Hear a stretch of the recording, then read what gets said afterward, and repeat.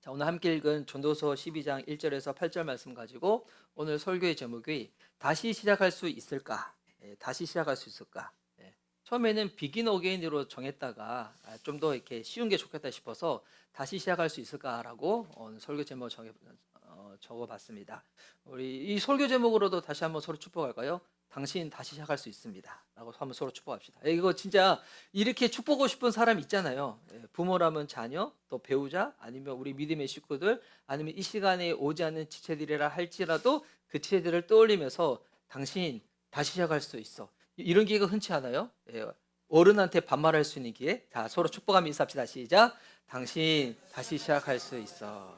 예, 예, 다시 시작할 수 있어. 자, 여러분들은 이 번아웃이나 탈진 증상을 경험해 본 적이 있습니까?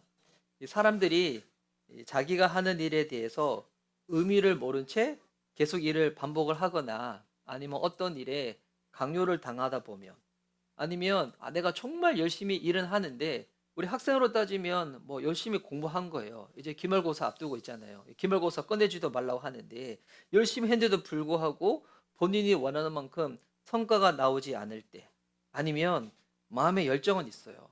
근데 어느 순간 그런 시간들이 오거든요. 이제 건강이 안 돼. 체력이 안 받쳐져. 하여튼 이외에 뭐 여러 가지 요인들로 인해 가지고 사람들은 무기력감과 상실감을 경험할 때가 옵니다. 근데 이게 깊어지고 길어지게 되면 흔히 말하는 바로 그게 번아웃, 탈진 증상이 오게 되거든요. 이 번아웃과 탈진 증상이 왔는지 안 왔는지 확인하는 쉬운 방법이 뭐냐면 이제 쉬어도 회복이 안 되는 거예요. 이런 때가 와요. 우리 청소년들은 이해가 안 되죠. 쉬어도 회복이 안 돼. 자고 자고 자도 계속 피곤해. 예전에는 좀 쉬고 어디 갔다 오고 맛있는 거 먹고 재밌는 거 즐기면 금방 마음이 그대로 회복이 됐는데 이제 어느 순간 그렇게 해도 회복이 안 돼. 재미가 없어. 예. 그 이럴 때마다 사람들마다 이 각자 하는 이 방법, 처방이 다 달라요. 약간 영적으로 좀 이렇게 성숙하신 분들은 이럴 때일수록 또 하나님 앞에 또 일부러 시간을 갖고 나가려고 하든지 아니면 따로 금식을 하든지 기도를 하든지 뭐 그렇게 해보기도 하고 아니면 신앙이 그 정도 성숙하지 못하더라도 각자 회복하는 방법들이 있잖아요. 재밌는 거 보든지 맛있는 거 먹든지 여행을 다니든지 그렇게 하면서 좀 마음을 다시 추스리고 또 기력을 회복하려고 하는데 근데 진짜 번아웃 탈진이 오면 진짜 신기한 건 뭐냐면 해도 안 돼. 야, 이거 진짜 답답하거든요. 해도 안 돼. 예. 근데 제가 최근에 제 마음이 제 기분일 수도 있고 느낄 수도 있는데 이런 느낌이 쎄하게 저한테 오는 거예요. 예.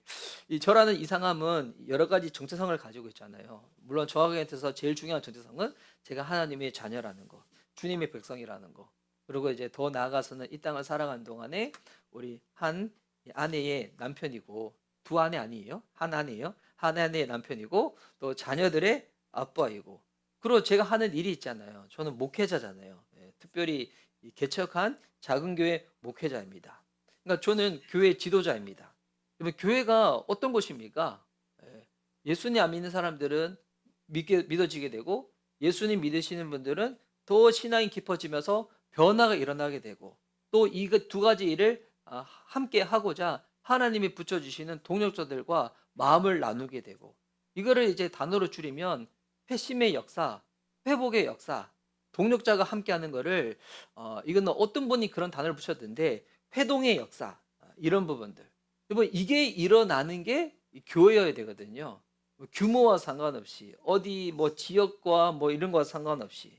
그런데 제가 요즘 최근에 마음이 새한 기분이 든 이유는 뭐냐면 이런 게 우리 교회에서 일어나지 않는 듯한 느낌이 들어서 그런 거예요. 예. 물론 이거 제 느낌입니다. 제 느낌이다 보니까 이거 100% 맞는 건 아니에요. 틀릴 수도 있어요. 제가 하는 일에 대한 이 가치, 정말 성경적인 근거, 내적인 확신, 경험을 통해서 확인되어진 거, 이거는 분명하거든요. 이거 얼마나 귀한 일이고 소중한 일이고 정말 생명을 바꾸더라도 바꿀 만큼 이 귀중한 일이 이거라는 거. 영혼 구원하고 제자 삼고 동역자들과 더불어서 교회를 세워나가며 하나님 나라 부흥 가운데 함께하는 거. 야, 여러분, 이거는 정말 인간이 할 수 있는 최고의 가치 있는 일이 있다면 전 이 일이라고 믿습니다. 이 일을 하라고 하나님 저 목회자로 부르셨고, 이 일을 같이 하라고 하는 공동체가 교회이거든요. 그런데 제가 왜 느낌이 쎄한 느낌이 왔냐면, 이게 잘 안 일어나는 것 같은 기분이 들어서 그랬어요. 물론 이게 열매가 없어 보인다는 거죠. 물론 이 열매라는 게 겉으로 드러난 것만 있는 게 아니라 내적인 열매도 있어요. 제 내면이 변화되어지고 제가 더 깊어지는 것. 근데 이것만 있어서는 사람이 지칠 수 있거든요. 교회적으로도 이런 열매들, 역동성들이 막 보여야 되는데, 제가 보니까 더딘 것 같기도 하고, 없는 것 같기도 하고, 그런 생각과 고민이 최근에 제 안에 좀 많이 일어나다 보니까 제 마음이 좀 그랬어요. 그래서 제 마음을 요즘 어떤가라고 물어보면 전 이 한 단어로 설명하거든요. 제 마음. 우리 청소년들 한번 물어줘. 목사님 요즘 어떤 기분이세요? 요즘 우리 릴스에 유행하는 것처럼 나니 데스까? 자, 물어보세요. 예. 목사님 기분 어떤 기분이세요? 물어보세요. 자, 시작. 목사님 어떤 기분이세요? 요즘 내 기분은 공고해. 공고하다고. 예. 예. 전 공고해요, 공고해. 예. 마음이 공고해요. 예. 그래서 이 단어가 직접적으로 들어가 있는 성경 구절이 있어요. 그게 전도서 12장 1절이거든요. 이 세번역 성경에는 고생스러운 날로 이렇게 번역되어 있는데, 이 예전 개역 개정이나 개역 한글에는 이게 뭐로 표현되냐면 공고함이라고 표현되었어요. 공고함. 그래서 오늘은 전도서를 나눕니다. 오늘 왜 전도서를 나누는가? 제 마음의 상태가 최근에 이런 상태이기도 하고, 그리고 이번 주 정말 신기하게 새날 경건기도를 통해서 읽었던 성경이 전도서였어요. 야, 이거 참 하나님이 어떻게 이렇게 잘 맞물려서 하셨을까?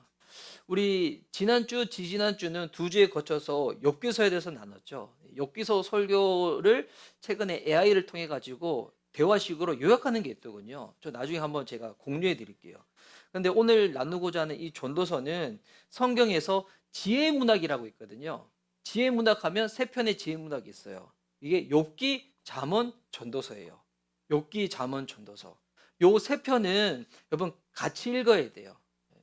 물론 성경은 통으로 다 읽어야 되지만 특별히 욥기를 읽는다, 잠언을 읽는다, 이 전도서를 읽는다 할 때는 만약에 이 성경 한 권만 읽으면 하나님에 대해서 부분적으로 알 수 있는데, 하나님의 지혜가 어떠한지, 세상의 이치가 어떠한지를 나는 더 풍성히 알고 싶다.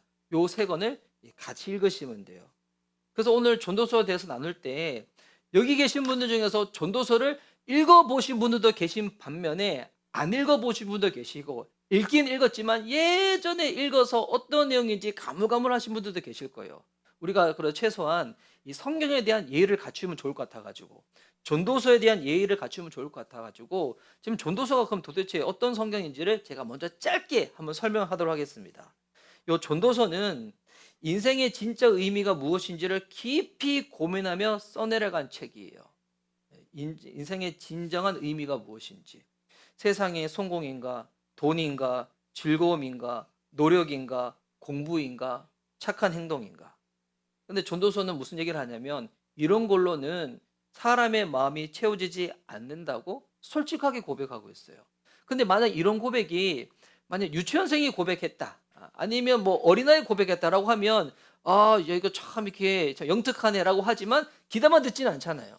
근데 이 고백을 누가 했냐면 성경에서 가장 지혜로운 사람 하면 대표적인 인물, 그리고 세상에서 부족함 없이 다 모든 것을 누려봤던, 이게 물질이든 뭐 쾌락이든 하여튼 권력이든 명예이든 이 모든 것을 다 누려본 대표적인 성경의 인물이 있어요. 누굴까요? 이상함? 아니에요. 솔로몬이에요. 라미가 저를 되게 존경하는 눈빛으로, 아니야? 목사님 착각이야? 알았어. 자, 그래서 이 전도서를 쓴 사람 누구냐면 솔로몬이거든요. 그러니까 솔로몬이 그런 거예요. 세상 모든 것들. 그러니까 지금으로 우리 따지면 뭐 부족함이 진짜 없어요, 이 사람은. 그러니까 이 사람은 이런 거예요. 지금 쉽게 이해하면 대기업의 그룹 회장이자 가장 유명한 인플루언서이자 그리고 정치적으로도 가장 영향력 있자. 그리고 잘생겨가지고 주변에 이 이성도 많이 있는. 그러니까 삼성그룹의 이재용 회장님 플러스 차은우 플러스 대통령 플러스 하여튼 뭐 할까? 탁 플러스한 인물이 누구냐면 솔로몬인 거예요. 근데 솔로몬이 뭐라고 얘기하냐면 다 누려봤는데 결국 이 책에서 반복적으로 얘기하는 게 뭐냐면 전도서 1장 2절에 있는 내용이거든요. 이거 계속 나온 내용인데 1장 2절 한번 같이 읽을까요? 한 구절 시작. 전도자가 말한다. 헛되고 헛되다. 헛되고 헛되다. 모든 것이 헛되다. 여기서 말하는 전도자는 솔로몬을 지칭할 수 있습니다. 말해요. 인생 살아봤는데 다 누려봤는데 경험해봤는데 근데 고백이 뭐라고요? 결론이 뭐라고요? 헛되다는 거예요. 그래서 이 전도서를 읽다 보면 이 허무, 허망, 허탈 뭐 요것만 말하는 책인가라고 할 수가 있어요. 근데 이 전도서가 만약에 11장으로 끝나버리면 그렇게 끝나버리는데 감사하게도 전도서에는 12장이 있어요. 그래서 이 전도서의 결론이 뭐냐면 세상은 다 헛되지만 하나님을 기억하면 그 인생은 새로워질 수 있다는 거예요. 이 전도서의 이 한 문장 줄거리 요약입니다. 전도서가 말하는 의미가 무엇인가? 세상은 헛되지만 하나님을 기억하면 인생이 새로워질 수 있다는 거예요. 그래서 세상이 헛되다는 것이 설명되어져 있는 게 전도서 1장에서 11장까지예요. 근데 하나님을 기억하면 너 새로워질 수 있어. 다시 시작할 수 있어. 요거 말하는 게 전도서 12장이에요. 그래서 요거를 구조로 한번 보려고 해요. 우리 이제 전도서를 나중에 여러분 직접 읽으면 제일 좋습니다. 근데 이제 혹 직접 읽지 않은 누군가를 위해 가지고 아니면 앞으로 읽어보신 분을 위해서 요 구조를 한번 설명해 드릴게요. 전도서 어떻게 되는가? 먼저 전도서 PPT 한번 넘겨주실까요? 자, 여러분을 위해서 친절한 상암 씨가 친절하게 PPT를 준비했습니다. 자, 전도서 우리 1장, 2장에서는 어떤 내용이 있냐면 헛된 것을 얘기하잖아요. 헛된 것을 이렇게 먼저 얘기하고 있어요. 전도서 1장에서는 이건 제가 천천히 한번 넘길게요. 이제는 인간의 모든 시도가 공허하다는 거예요. 뭐 지혜, 쾌락, 수고, 업적, 심지어 도덕적이고 윤리적으로 최고의 이 수준의 삶이라도 할지라도 그 자체가 인생의 의미를 보장해주지 못한다는 거예요.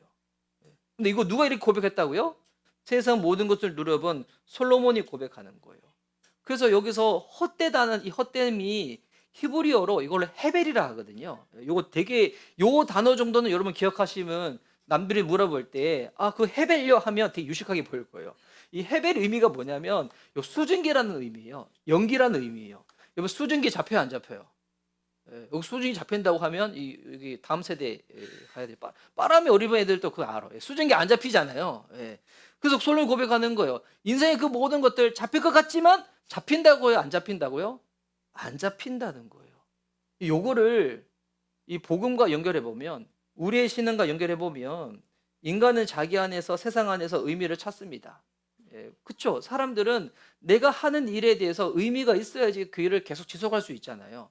내가 하는 일이 의미가 없어. 너무 고생스럽기만 해. 여러분 그 일 할 때마다 어떨까요? 마음 힘들어지고 탈진 오고 번아웃이 되는 거겠죠. 그냥 인간은 자기 스스로 아니면 세상 그 어떤 곳에서 의미를 찾려고 하지만 모든 시도는 결국 헤벨이라는 거예요. 수증기, 연기, 공허하다는 거예요. 무슨 얘기를 하는 걸까요? 하나님 없는 인간의 한계를 보여주는 거예요. 하나님 없는 인간의 한계. 그리고 3장과 6장에서는 이 세상의 부조리를 얘기합니다. 세상에 부조리가 있어요. 우리는 그렇게 생각하잖아요. 의인이 착하게 살고 악인에게는 벌이 와야 된다고. 근데 막상 여러분 세상 살아가 보세요. 실제로 그래요? 아니에요. 어떤 경우는 의인에게 화가 있고 악인이 형통한 경우가 세상에 여러분 얼마나 많이 있는데요. 인생의 모든 것에 기한이 있고 때가 있고 하는데 근데 현실은 그리 만만하지 않다는 거예요. 악인이 잘 되는 경우가 세상 살아보세요. 많아요. 의인이 정말 선한 사람이 안 되고 고통받는 경우가 세상이에요.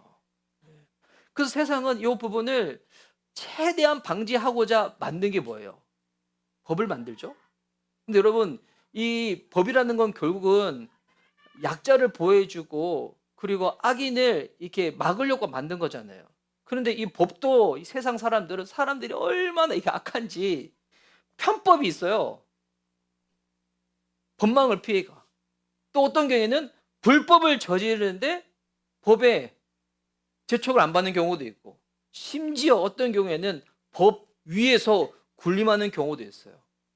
여러분, 이 한나라가 존속하기 위해 가지고 여러 가지 많은 부분들이 필요하지만 이 한나라가 정말 그래도 인간적인 사회가 되기 위해서 중요한 게 뭐냐면 이 법치주의거든요. 법치주의가 무너지면 어떻게 되는지 알아요? 동물의 세계가 돼요. 진짜 이게 강한 사람만 살아나고 약자들은 계속 피해보고 당하는 진짜 동물의 세계가 돼요. 이거 방지하기 위해 가지고 만든 게 법치잖아요. 법이잖아요. 그 법치주의가 되게 중요한데 이거 무너지면 여러분 나라는 그다음부터 나라로 종속될 이 가치가 없게 돼요. 그래서 이제 여러분 세상이 그렇다는 거예요. 나 열심히 살고 선하게 살고 애쓰고 살고 남 피해 끼치지 아니하고 이렇게 살면 잘 될 것만 같아야 되는데 그렇게 돼야 되는데 세상에서는 그렇지 않은 사람들이 많이 있다는 거예요. 무슨 얘기를 하고 있는 걸까요? 사람이 세상의 모든 일들을 다 헤아릴 수가 없다는 거예요. 이런 불공평한 현실과 고난을 계속 경험하다 보면 특별히 신앙이 있으신 분들은 하나님에 대한 원망하는 마음이 생기게 돼 있어요. 예. 이 욥처럼 마치 그런 거예요. 예. 근데 여러분 이 세상이 왜 그렇게 돼 버렸을까요? 하나님 때문이에요? 아니에요. 이렇게 된 이유는 인간의 죄 때문이에요. 이 죄라는 게 단순히 행위를 말하는 게 아니라 했죠. 이 죄가 뭡니까? 자기 중심성, 이기적인 그 마음. 남은 생각지 아니하고 나만 생각하는 거. 여러분 나만 생각하다 보니까 사람과 사람 사이에 뭐가 생기는 거예요? 갈등이 생기는 거예요. 그래서 깨지는 거예요. 예. 하나님 만드신 중요한 공동체가 성경에서는 이게 가정과 교회잖아요. 여러분 가정이 왜 깨져요? 예. 뭐 이게 가정이 돈이 없어서 깨져요? 아니면 환경이 어려서 깨져요? 아니에요. 가정이 왜 깨지냐면 자기 중심성 때문에 깨지는 거예요. 내 생각하고 남 생각 안 하기 때문에 심지어 피를 나눈 가족들도 하나가 되지 못해요. 교회도 마찬가지예요. 정말 하나님을 아버지라 부르는 이 교회가 이게 깨어지는 경우도 있고 뭐 깨어지는 경우가 아니죠. 정말 이게 칼부림 나는 그런 교회도 있거든요. 진짜 안타깝지만 왜 그럴까요? 죄 때문이에요. 목회자는 목회자 생각만 하고 성도는 성도 생각만 하고 장로는 장로 생각만 하고 하나님 생각 안 하고 다른 생각 안 하고 공동체 생각 안 하고 자기만 생각하니까 어떻게 되는 거예요? 먼저 대화가 안 되겠죠? 오해가 생기겠죠? 갈등이 생기겠죠? 깨어지게 되는 거예요. 이 죄 때문에 다 깨지는 겁니다. 공동체든 가정이든 이 사회든 이 모든 것들이. 그래서 이런 부조리한 세상 가운데서 우리 대신 억울한 누명을 쓰고 고난받고 죽으신 분이 누구시냐면 바로 그분이 예수님이세요. 그 고난을 반기는 사람은 없죠. 근데 우리가 고난 당할 때 여러분 그때 예수님을 떠올리면 예수님이 우리보다도 더 억울한 누명을 씌우시고 십자가에서 죽으신 거잖아요. 그래서 예수님 생각하다 보면 오히려 그 고난은 복음을 이해하고 살아가게 하는 재료로 쓰임 받게 돼 있어요. 그러면 7장에서 11장 무슨 내용이 있는가? 이거는 인간의 지혜의 한계성을 보여줍니다. 그래서 이런 세상에 있는 부조리를 사람들이 이거를 어떻게든 막아보려고 이걸 어떻게든 해보려고 애쓰는데 근데 인간은 스스로는 결코 의로울 수도 없고 완전할 수도 없고 인간은 유토피아를 꿈꾸지만 인간의 그 노력과 애씀으로 인해 가지고 그런 유토피아는 그냥 그림일 뿐이지 우리의 현실 가운데서 이루어질 수 없는 부분이에요. 왜냐하면 인간의 지혜에 한계가 있거든요. 지혜든 도덕이든 이건 절대적으로 답이 되지 못합니다. 그리고 인간이 아무리 애써서 이렇게 모든 결과를 모든 상황을 통제하려고 해도 우리의 통제 밖에 있는 영역들이 있어요. 우리의 통제 밖에 있는 영역들. 그러니까 사람은 그래서 자꾸 시스템을 만들잖아요. 체제를 만들잖아요. 체제를 통해서 이 부분들을 딱 커버해 보려고. 근데 체제를 넘어서는 상황들이 생기거든요. 일단은 생각지 못하게 갑자기 우리 몸에 막 질병이 와버렸어요. 그때. 그리고 막 기후, 환경의 이런 부분들, 그리고 이해되지 않는 자연재해가 일어나게 됐었을 때, 한번 생각해 보세요. 만약에 지진 하나만 그냥 강도로 해가지고 우리나라를 덮쳤다고 생각해 보세요. 진짜 아비규환이 될걸요? 예. 우리가 지금까지 애쓰고 노력한 거, 그 무슨 소용이 있겠어요? 예. 우리나라가 그나마, 물론 우리나라도 최근에 뭐 지진이 가끔씩 일어나지만, 지진이 자주 일어나는 나라 한번 생각해 보세요. 그거 한번 확 일어났다. 뭐 애쓰는 게 무슨, 뭐 소용이 있겠어요? 한순간에 다 무너져 버리는 거지. 그러니까 인간 스스로 이 모든 것들을 통제할 수 없음을 인식을 해야 되는데, 사람들이 얼마나 미련한지 인간이 모든 것들을 다 다스렸다고 생각을 하고 착각을 해요. 안 되는 건데. 그래서 인간은 스스로 자기의 삶을 구원할 수 없습니다. 통제할 수도 없습니다. 그래서 주님 우리한테 뭘 요구하냐면 믿으라고 요구하시는 거예요. 믿음이 뭡니까? 믿음의 여러 가지 요소들이 있지만 믿음의 중요한 요소 중에 하나는 맡기는 거예요. 맡기는 거. 하나님, 제가 이 모든 것들을 통제할 수 없습니다. 다스릴 수 없습니다. 내가 맡기겠습니다. 우리한테 이 맡기는 게 너무 중요하거든요. 이거를 맡기지 못하고 내가 짊어지니까 어때요? 불안하죠. 예. 여러분 만약에 그 돈이 현금이 많이 있다. 현금이 많이 있는데 이거를 은행에 맡기지 않고 계속 내가 집에만 차곡차곡 쌓아놓고 있다. 예. 근데 보니까 돈 너무 많이 벌어가지고 이게 뭐 현금이 막 방에 둘 수 없을 만큼 뭐 꽉 있는 거예요. 상상만 해도 기분 좋죠? 뭐 그런 사람들이 집이 있는데 밖에 나간다. 마음 어떨까요? 얼마나 불안하겠어요. 혹여나 와가지고 어떻게 할까? 그래서 우리는 뭐 하는 거예요? 은행에 맡기죠. 근데 요즘은 은행 또 부도가 일어나. 요즘 세상은. 예. 근데 우리가 맡기는 대상은 누구예요? 우리는 하나님께 맡기는 거예요. 하나님께. 우리의 재산도, 우리의 건강도, 우리의 생명도. 예. 근데 내가 맡길 수 있는 건 맡기는 게 아니라 여러분 인생 살면서 가장 내 힘으로 안 되는 그 영역들 있잖아요. 배우자! 내 마음대로 됩니까? 예, 우리 다 아멘이 터질 줄 알았는데, 예, 배우자 내 마음대로 돼요? 안 되죠. 예, 더 나가볼까요? 여러분, 자녀들, 내 마음대로 돼요?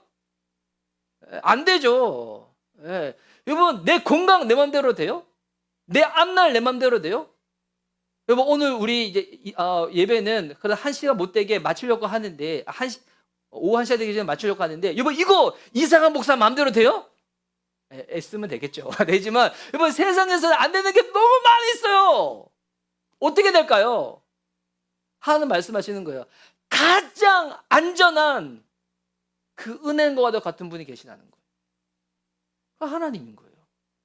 그래서 하나님이 이 세상에 있는 것들도 이 세상에 있으면 도둑이 와서 좀 먹어버리지만 하늘나라에 두라고 말씀하시는 거예요. 주님께 맡기는 거예요.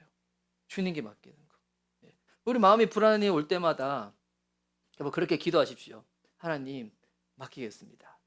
자녀도 맡기고 가정도 맡기고 교회도 맡기고 또 우리나라도 뭐 최근에 또 선거 끝나고 난 다음에 또 각자 생각들이 다르실 거예요. 뭐 내가 원하는 대통령이 뽑혔든지 내가 투표하지 않은 대통령이 뽑혔든지 여러분 정치가 이 세상을 보호해주지 않습니다. 어떻게 될까요? 하나님께 맡겨야죠.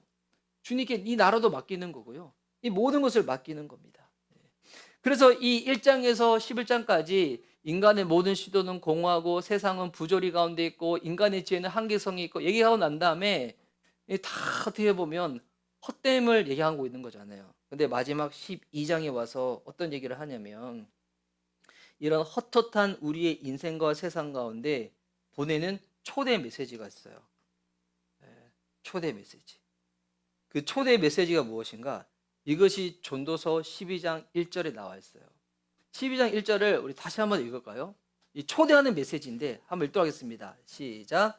젊을 때 너는 너의 창조주를 기억하여라. 고생스러운 날들이 오고 사는 것이 즐겁지 않다고 할 나이가 되기 전에. 예전에 이렇게 나와 있었어요. 너는 청년의 때에 너의 창조주를 기억하라. 곧 공고한 날이 이르기 전에 나는 아무 낙이 없다고 할 해들이 가깝기 전에. 여러분 이게 초대의 메시지예요. 그래서 오늘은 요 12장 1절 중에서 오늘 8절까지 봤지만 특별히 요 1장에서 중요한 단어가 있거든요. 뭐냐면 젊을 때 그리고 창조주 기억하라. 오늘 요 세 개 단어만 좀 집중적으로 보려고 해요. 오늘 어떻게 보면 뭐 성경 단어 공부 시간입니다. 요거를 통해서 한번 복음으로 한번 이어서 보려고 하는데, 먼저 젊을 때예요. 젊을 때. 예. 자, 여기서 말하는 젊을 때, 이 청년. 뭐 이게 단순히 육체적인 나이를 의미하는 걸까요? 예. 육체적인 나이? 요거 만약에 육체적인 나이를 의미하는 거라면 요 문장은 이렇게만 이해하면 돼요. 야, 젊은 사람들아, 청년들아, 하나님 떠나지 말고 교회 열심히 다녀. 그 끝! 이렇게 되는 거예요. 예. 젊은 사람들한테만. 예. 야, 너희들 크고 난 다음에 대학생 되고 성이 되고 난 다음에 이제 아빠, 엄마 품어서 떠난다고 해가지고 하나님 떠날 생각하지 말고 교회 열심히 다녀야 돼. 요게 요 정도 얘기일까요? 그거 아니에요.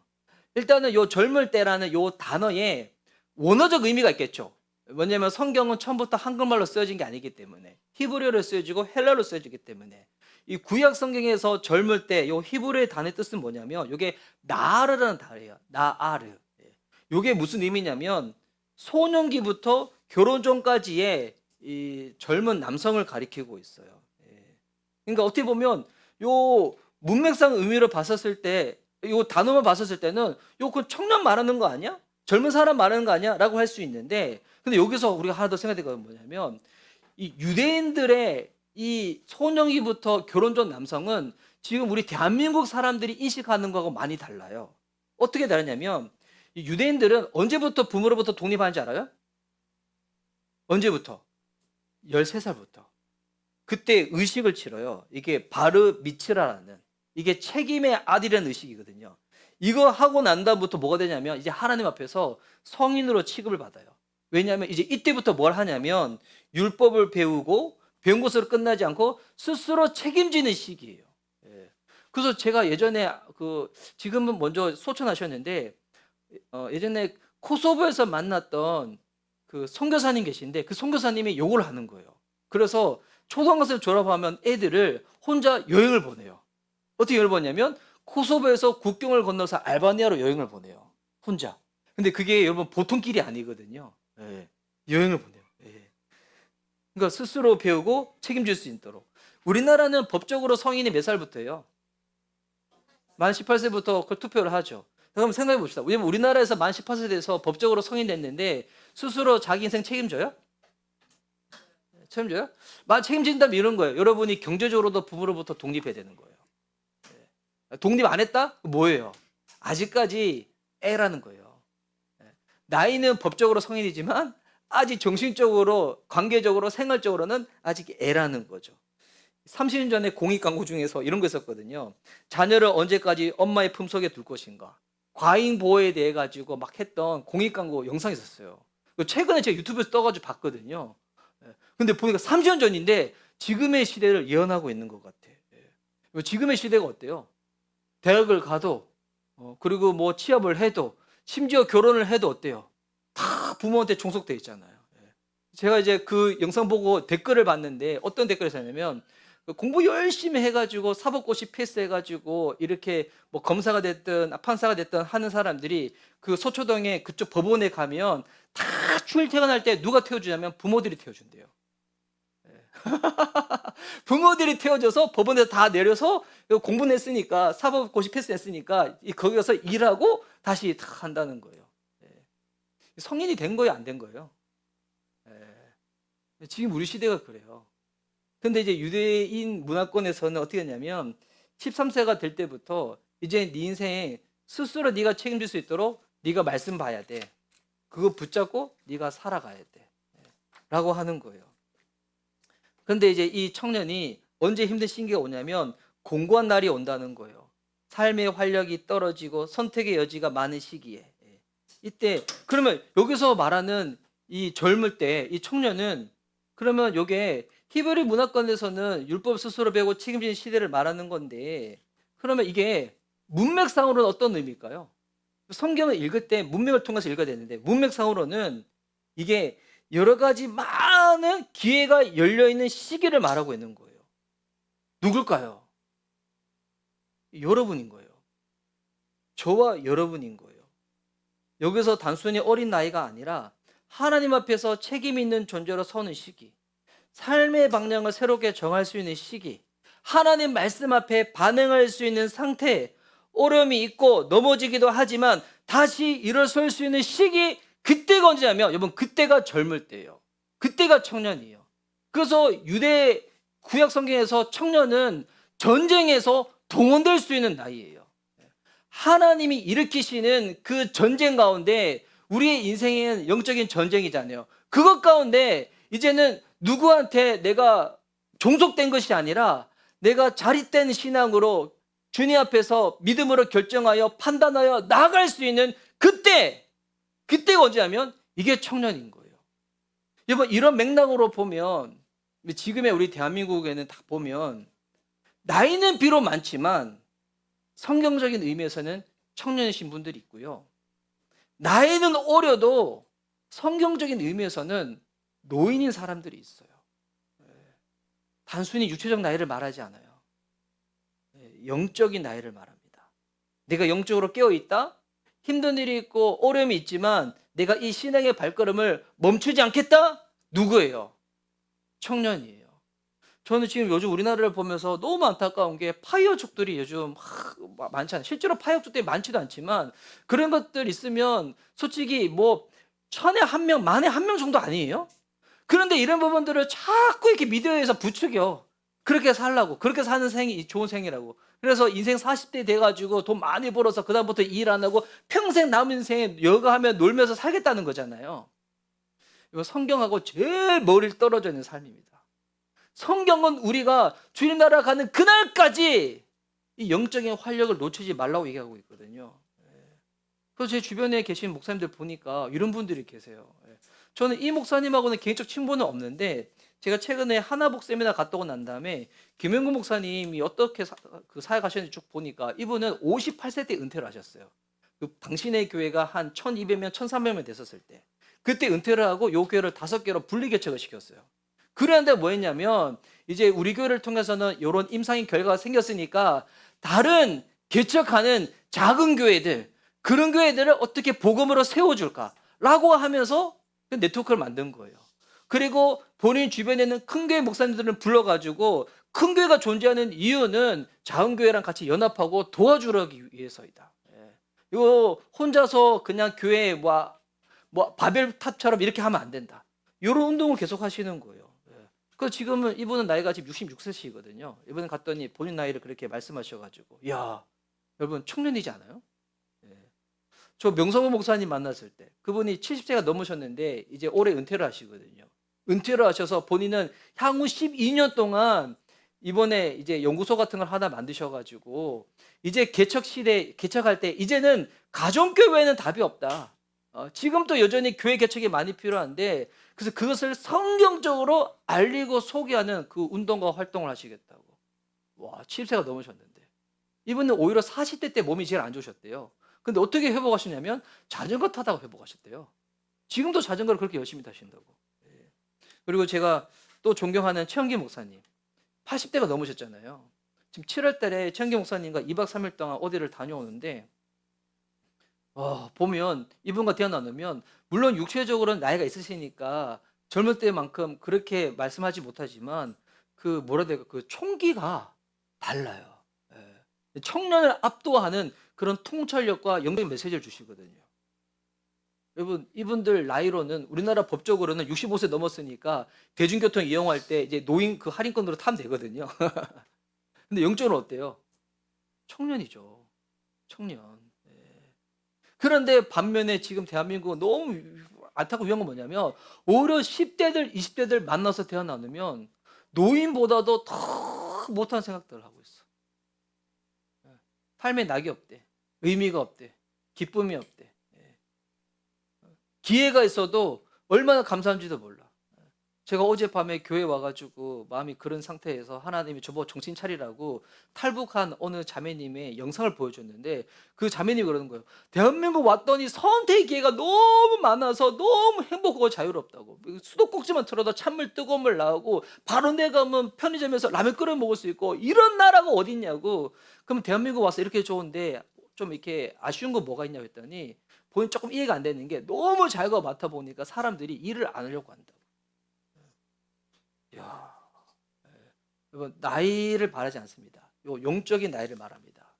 그래서 하나님 앞에서 책임 있는 존재로 살아가는 시기. 이게 청년입니다. 이게 젊을 때입니다. 그리고 중요한 단어 창조주가 있죠. 요 창조주, 우리 창조주라는 단어의 의미를 모르신 분들 없을 거예요. 그냥 문자 그대로 그냥 무에서 유를 창조했다. 이런 의미겠죠.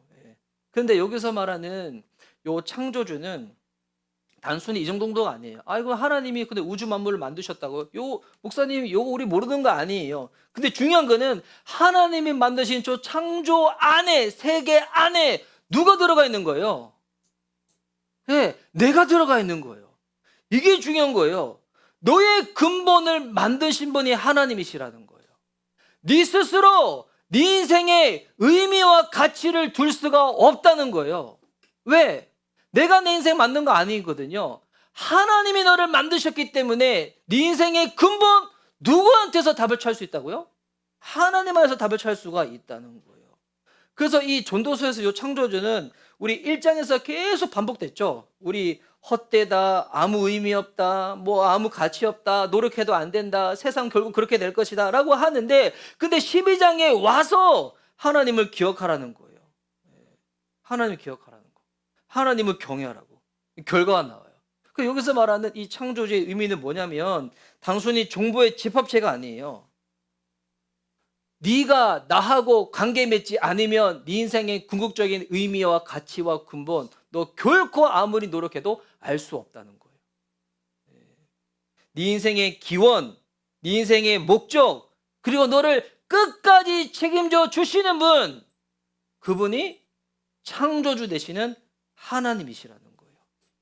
네 인생의 방향과 의미와 목적, 그 진짜 알려줄 수 있는 분, 하나님이라는 거예요.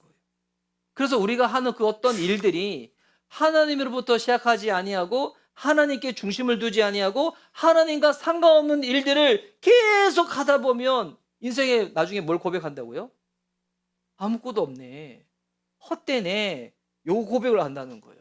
근데 요게 이제는 더욱더 분명해지는 것은 이제 예수님 안에서 이렇게 분명해지거든요. 예수님 안에서. 예수님 안에서 어떻게 분명해지는가? 신약 성경에 보면 요 두 구절 한번 찾아볼게요. 요한복음 1장 3절. 같이 한번 읽어볼까요? 자, 시작. 모든 것이 그로 말미암아 창조되었으니 그가 없이 창조된 것은 하나도 없다. 골로새서 말씀도 같이 한번 읽어볼게요. 시작. 만물이 그분 안에서 창조되었습니다. 하늘에 있는 것들과 땅에 있는 것들, 보이는 것들과 보이지 않는 것들, 왕권이나 주권이나 권력이나 권세나 할 것 없이 모든 것이 그분으로 말미암아 창조되었고 그분을 위하여 창조되었습니다. 아멘. 여러분, 이 전도서 12장 1절에서 말하는 너의 창조주는 결론은 뭐냐면 예수 그리스도를 통해서 우리와 인격적으로 관계를 맺으시는 그 하나님을 말하고 있는 거예요. 우리 인생에 혼란이 있을 수 있습니다. 무상함, 공고함. 근데 그 속에서도 나를 아시고 나의 이야기를 처음부터 아시고 너의 존재 자체를 설명할 수 있는 분, 네 인생을 설계하신 분, 그분이 계시다는 거예요. 다시 말해서 나와 상관없이 하나를, 우주 만물을 만드신 분이 아니라 나를 처음부터 아시고 지금 또 내 안에 있는 공고한 마음, 내가 무너지는 것, 내가 싸움하는 것, 내가 약한 것, 내가 씨름하는 것을 다 아시는 분이 하나님이시요. 근데 그분이 우리를 어떻게 대하세요? 판단하실까요? 정죄하실까요? 아니에요. 주님이 우리를 위해서 뭐 하셨습니까? 죽으셨다고 했잖아요. 정죄하지 않으시고 죽으셨다 했잖아요. 오히려 우리의 모습을 대셔서 우리가 어떤 마음에 공고한 마음이 있는지 그분이 모르시는 게 아니라 다 아십니다. 그래서 그분 앞에 우리가 마지막 해야 될 게 뭘까요? 바로 그분을 기억하는 겁니다. 기억하는 것. 이 기억이라는 게 히브리어 단어로는 떠올리다, 기억해낸다 이런 의미인데, 근데 이거는 더 깊게는 나가서 뭐냐면 단순히 정보의 회상을 말하는 게 아니에요. 되게 관계적이고 실천적인 단어거든요. 너의 삶의 방향을 창조주께로 돌리라는 거예요. 이거 되게 명령이에요. 기억하라. 이거 신앙적인 결단을 요구하는 거예요. 기억하라는 거예요. 결국 이 전도서의 전체 흐름을 보면 인생의 헛됨, 공고함, 허무 속에서 내가 누구를 바라보고 살아야 하는지 그 대답이 여기에 있는 거예요. 기억하는 거예요. 여러분, 왜 우리가 공고한지 알아요?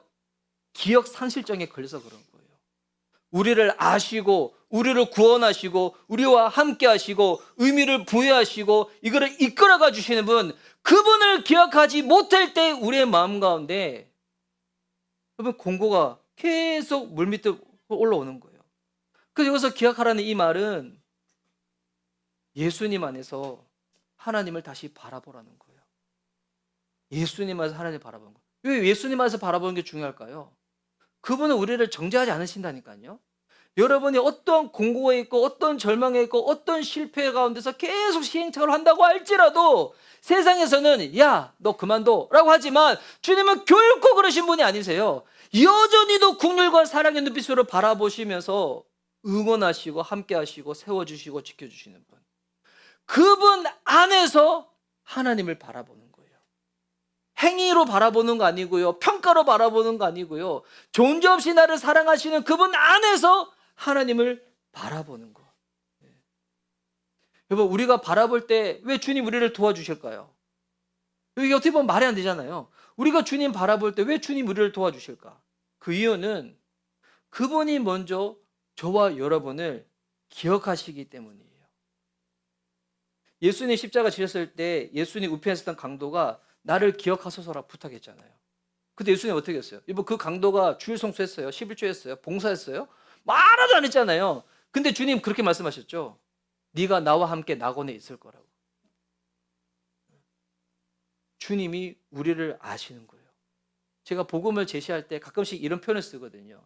2000년 전 예수님이 십자가에 죽으셨을 때 예수님의 생각과 마음속에 누구의 이름이 있었냐면 가은의 이름이 있었어요. 예수님은 가은이를 떠올리시면서 십자가에 죽으신 거예요. 예수님은 또 누굴 떠올리셨냐면 주은이를 떠올리며 죽으신 거예요. 이 얘기하면 목사님 말도 안 돼. 목사님 나 들으라고 한 얘기예요? 비약도 너무 심해요. 하지만 여러분 생각해 보세요. 그거 진짜예요. 왠지 알아요? 그거 왜 진짜냐면 2000년이라는 시간을 두고 그 문화와 시대가 그렇게 바뀌는데도 불구하고 예수님이 나를 위하여 죽으신 그 소식이 사람을 통해서, 순교를 통해서, 이 수많은 사람들의 희생을 통해서 건너서 우리까지 왔는 거잖아요. 무슨 의미예요? 역주적에 보면 예수님이 2000년 십자가에 죽으셨을 때 예수님의 생각과 마음속에 여러분이 있었다는 건요. 어떤 사람은 그래요. 목사님, 지금 뭐 60억 있으니까 60억 중에 그냥 나 하나 끼얹는 거겠죠. 아니에요. 60억 다 사라지고 여러분 혼자 이상했다고 할지라도 예수님은 그 생각과 마음속에 여러분을 기억하고 계셨어요. 그 예수님이 누군지 알 수 있도록 그냥이 아니에요. 기독교는 순교의 역사예요. 수많은 사람들이 죽고 또 죽어서 증거된 게 복음이에요. 그게 우리까지 온 거예요. 놀랍지 않아요? 놀랍지 않아요? 여러분, 내가 예수님이 있는 게 이게 가벼운 게 아니에요. 수많은 사람들의 희생과 죽음을 통해서 우리까지 온 거예요. 그래서 정말 예수님이고 구원받은 자라면 지금 아무리 삶의 공고와 무기력과 상실 가운데 절망 가운데 있다고 할지라도 오늘 전도자가 이렇게 우리를 향하여 촉구하는 거예요. 지금도 너를 포기하지 않는 그분께 돌아가. 초청의 메시지죠. 그분 기억해. 그래서 믿음은 또한 선택이에요. 복음 안에서 새로 시작할 수 있다는 이 초청에 내가 응할 것인가? 아니면 계속 그 상태로 남아있을 것인가? 오늘 제가 이 설교를 준비하고 묵상하면서 이건 성경의 내용은 아니지만 저 개인적인 묵상인데 왜 내 마음에 공감이 올까라고 했었을 때 이 안에 제 교만이 있다는 것을 알았어요. 어떤 교만이냐면 눈에 보이는 것 가운데서 아무런 반응도 아무런 결과도 없다고 생각해서 내가 공고하다고 생각했는데 그러면 하나님은 보이지 않지만 지금은 일하고 계시지 않는 걸까?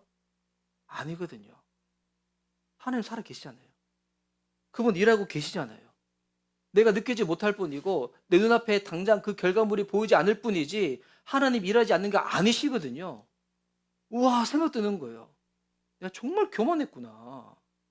내가 뭐라고 하나님 지금 내 앞에서 내가 원하는 결과를 보여주지 않았다고 내가 공고하다고 이런 교만함을 주님께 표현했던가. 하나님 일하고 계신데 지금 우리 인생이 아무리 무너지고 헛되어 보여도 여러분 기억하시기 바랍니다. 우리 인생은 결코 우연이 아니에요. 완전하신 하나님의 설계 가운데 우리 인생이 지금 그려지고 있는 거예요. 지금 가은이 인생도 라임의 인생도 그 학교 가면 요즘은 이거 미의 기준이 미쳐버렸어. 여러분들이 만약에 100여 년 전 조선시대만 살더라도 이거 다 미녀들이야. 근데 지금의 미녀의 기준이 이목구비도 또렷해야 되고 콧도 이렇게 되고 상급부도 이렇게 되고 몸도 이렇게 되고 다 뼈밖에 안 남았는데 이게 예쁘대. 근데 저는 그거 예쁜지 모르겠어. 제가 예쁜 거는 건강하게 예뻐요. 건강하게 예뻐.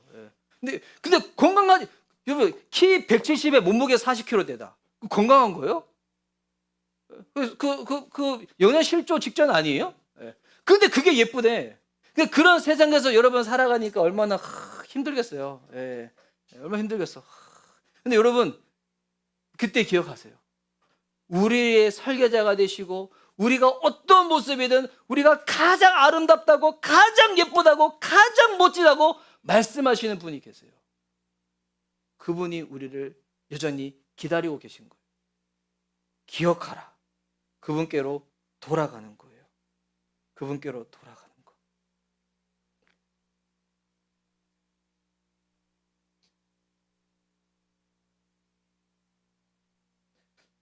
저는 우리 교회 공동체가 정말 영혼구원에서 제자 삼고 싶은 그런 마음이 있어요. 그래서 이 마음을 가지고 제가 주님 앞에 어떻게 될까 고민을 하다가 진짜 그런 마음이 드는 거예요. 맞아. 이 영혼구원은 이거는 진짜 하나님 하신 영역이지.